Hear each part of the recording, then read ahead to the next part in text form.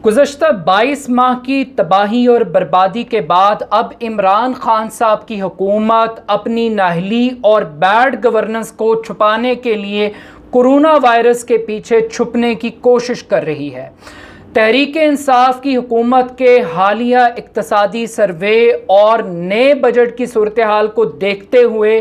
یہ کوشش کی جا رہی ہے، یہ کہا جا سکتا ہے کہ حکومت مکمل طور پر ہر شعبے کے اندر عوام کو، معیشت کو، ملک کو استحکام دینے میں، ریلیف دینے میں مکمل طور پر ناکام ہو چکی ہے۔ حکومت کی بیڈ گورننس کا عالم یہ ہے کہ یہ حکومت آپ کو بے روزگاری دے سکتی ہے، یہ حکومت آپ کو ذخیرہ اندوزی دے سکتی ہے، یہ حکومت آپ کو بھوک دے سکتی ہے، غربت دے سکتی ہے، یہ حکومت آپ کو سکون تلاش کرنے کے لیے قبر میں جانے کے مشورے دے سکتی ہے، یہ حکومت آپ کو حوروں والے ٹیکے لگوانے کے مشورے دے سکتی ہے، یہ حکومت آپ کو محض نہ گھبرانے کے مشورے دے سکتی ہے اور صبر کرنے کی تلقین کر سکتی ہے،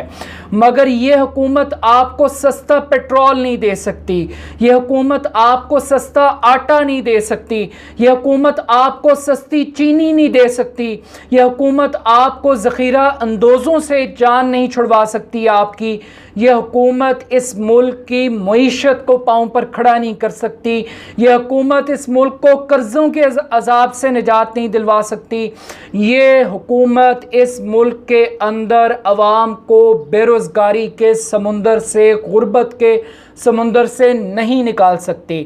یہ حکومت بنیادی طور پر کیوں فیل ہوئی، گورننس کی صورتحال اس قدر بری کیوں ہے، اس کی وجوہات کیا ہیں؟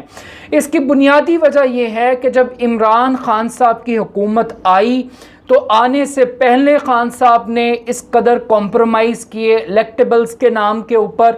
اور پھر جس طریقے سے حکومت کی فاؤنڈیشن ہوئی ایک مخلوط حکومت کے طور پر، یہ ایک پہلا بنیادی فلا تھا عمران خان صاحب کی حکومت کا، جس نے ان کو مزید کمپرومائزنگ پوزیشن کے اندر لے جانے کے لیے زور لگایا، طاقت لگائی اور ان کو کمپرومائز کرنا پڑا۔ اس کے بعد خان صاحب کا ایک ہی نعرہ تھا کہ وہ احتساب کریں گے۔ نواز شریف صاحب کے اوپر انہوں نے تمام تر توانائیاں صرف کیں اور یہ کہا پورے پچھلے 1 سال کے دوران کہ وہ کسی ڈاکو کو NRO نہیں دیں گے، مگر عمران خان صاحب کو یہ سمجھایا گیا کہ اگر اس ملک کو چلانا ہے تو نواز شریف کو لندن بھگانا پڑے گا۔ خان صاحب کو ملک کی خاطر ایک اور کمپرومائز کرنا پڑا اور نواز شریف کو لندن بھگانا پڑا اور سپریم کورٹ کے پیچھے چھپنے کی بھرپور اور ناکام کوشش کی۔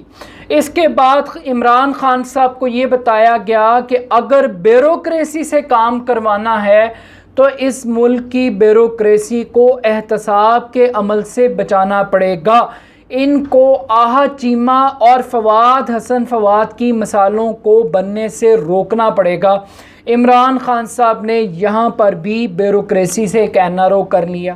اس کے بعد عمران خان صاحب کو یہ بتایا گیا کہ اگر اس ملک کے اندر معیشت کا پہیہ چلانا ہے تو یہ ڈاکومنٹڈ اکانومی سے نکلنا پڑے گا، یہ ٹیکس چوری والی باتوں سے، اس کے اوپر گرفت کرنے سے، اس مدعے سے پیچھے ہٹنا پڑے گا۔ اس ملک کے اندر میاں منشا کو، ملک ریاض کو، لکھانیز کو اور بڑے بڑے کاروباری لوگوں کو ایک بلینک سپیس دینی پڑے گی، جیسے کہ میاں نواز شریف صاحب کے دور کے اندر سیاہ و سفید کے وہ مالک تھے، ان کے ساتھ ایسے ہی چلنا پڑے گا۔ تو عمران خان صاحب نے کاروباری طبقے سے بھی NRO کر لیا۔ اب جب اتنے سارے NROز عمران خان صاحب کر چکے تو اس کے بعد پھر اچانک چینی کا بحران پیدا ہوا،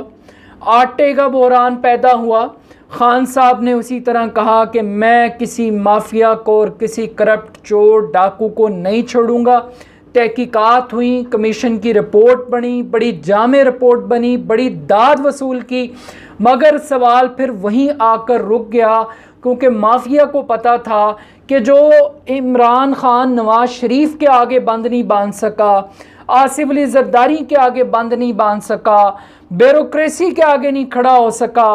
جو کاروباری طبقے کے آگے نہیں کھڑا ہو سکا وہ ذخیرہ اندوزوں کے خلاف کیسے کھڑا ہوگا؟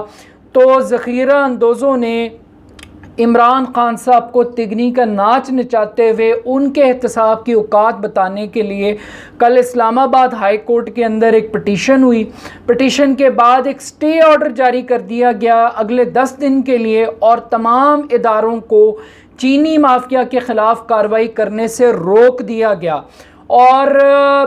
صرف دل پشوری کے لیے 70 روپے کلو چینی کی قیمت بھی مقرر کر دی گئی. مگر یہ بات بتا دی گئی کہ 6 ماہ کے آپ کے احتساب کی ایکسرسائز کی اوقات، ایک وکیل کا عدالت میں پیش ہونا اور سٹے آرڈر حاصل کرنا، یہ اس ملک میں آپ کی اوقات ہے کہ 6 مہینے لگا کر بھی ایک چینی مافیا کا مقابلہ نہیں کر سکے.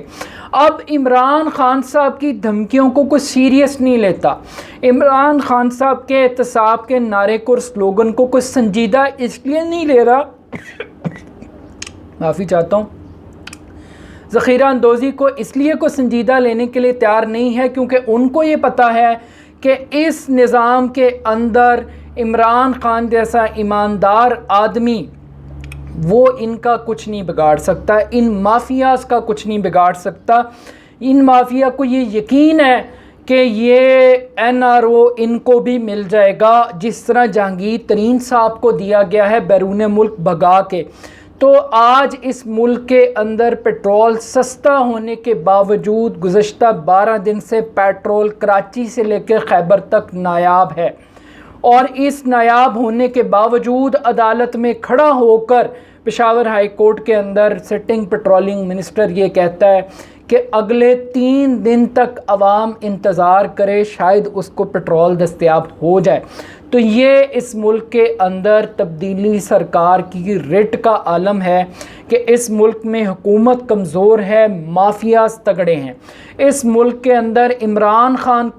کمزور ہے اور گاڈ فادر اور سیسیلین مافیا طاقتور ہیں، اور یہ چیز اب اسٹیبلش ہو چکی ہے کہ اس ملک کے اندر نواز شریف ایک فرد واحد کا نام نہیں ہے، یہ ایک سسٹم کا نام ہے، یہ ایک مافیے کا نام ہے جو لندن میں بیٹھ کر بھی اس ملک کی اکانومی کو جونکوں کی طرح نوچ رہے ہیں. اور عمران خان کو ووٹ دینے کے باوجود ایک عام آدمی کا مقدر 22 ماہ کے بعد بھی یہ ہے کہ وہ بے روزگار ہے، اس کو مہنگائی کا سامنا ہے، اس کو غربت کا سامنا ہے، اور محض اس کو نہ گھبرانے کے مشورے دینے سے اب قوم کا پیٹ نہیں بھر سکتا. لیکن موٹی بات یہ ہے کہ آج کا بجٹ اور گزشتہ سال کے اوپر مبنی اقتصادی سروے رپورٹ اس حکومت کی ناکامی، تباہی، بربادی اور نااہلی کی بدترین مثال ہے.